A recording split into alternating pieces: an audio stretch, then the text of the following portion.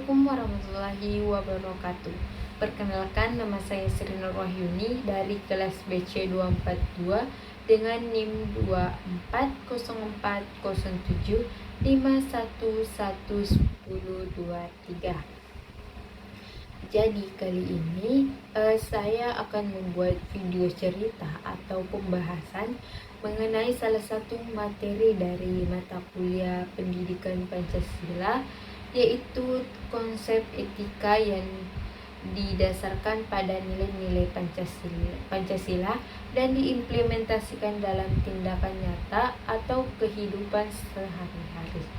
Baik, langsung saja kita ke materi. Apa sih itu etika?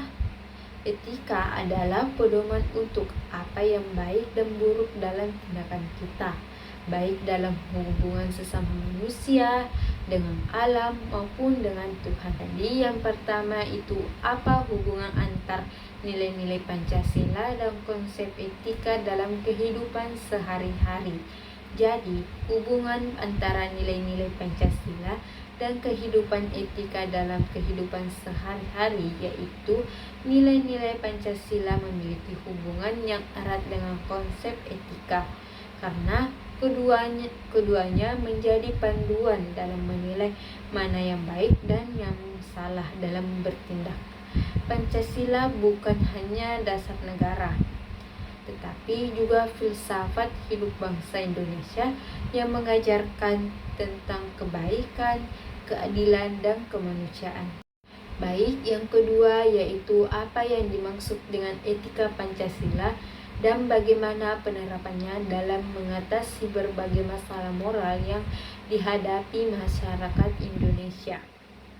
Jadi, etika Pancasila adalah pedoman moral yang berlandaskan pada lima sila Pancasila yang berfungsi sebagai nilai dasar dan norma etis dalam bertindak baik individu maupun institusi sosial. Penerapan dalam mengatasi masalah moral seperti masalah korupsi, yang dimana dengan menanamkan nilai kejujuran dan keadilan dari sila kelima, yaitu yang berbunyi keadilan sosial bagi seluruh rakyat Indonesia. Dan masalah yang kedua yaitu intoleransi, yang dimana dengan menekankan pentingnya sila ke-1 dan sila kedua yang berbunyi ketuhanan yang Maha Esa, yang kedua kemanusiaan yang adil dan beradab, yang menuntun penghormatan terhadap perbedaan dan kemanusiaan. Yang masalah yang ketiga yaitu konsumerisme dan individualisme, yang dimana diatasi dengan nilai-nilai kebersamaan, gotong royong, dan pengendalian diri. Jadi etika Pancasila ini mendorong setiap orang untuk tidak hanya mengikuti aturan, tetapi juga bertindak secara bermoral dan berkeadaan sesuai dengan nilai-nilai leluhur bangsa. Baik, yang ketiga yaitu bagaimana kita bisa mempromosikan nilai-nilai Pancasila dalam interaksi sosial, baik di dalam keluarga, sekolah, maupun di masyarakat umum. Jadi, langkah yang dapat kita lakukan dalam mempromosikan nilai-nilai Pancasila dalam interaksi sosial, yang pertama itu kita bisa dilakukan pada ruang lingkup keluarga. Dalam ruang lingkup keluarga, kita bisa melakukan seperti yang pertama, menanamkan sikap toleransi, kasih sayang, dan musyawarah dalam pengambilan keputusan, dan memberikan teladan hidup sederhana, jujur, dan bertanggung jawab. Yang kedua yaitu ruang lingkup sekolah, di mana kita bisa melakukan dengan mendorong diskusi tentang nilai-nilai Pancasila dalam konteks kekinian dan menerangkan nilai kesetaraan dan keadilan dalam pemberlakuan kepada siswa. Dan yang ketiga yaitu ruang lingkup masyarakat, yang dimana kita bisa mengadakan kegiatan sosial seperti kerja bakti, bantuan kemanusiaan, dan dialog antar umat beragama, dan menentang diskriminasi dan mendorong partisipasi aktif dalam pembangunan komunitas.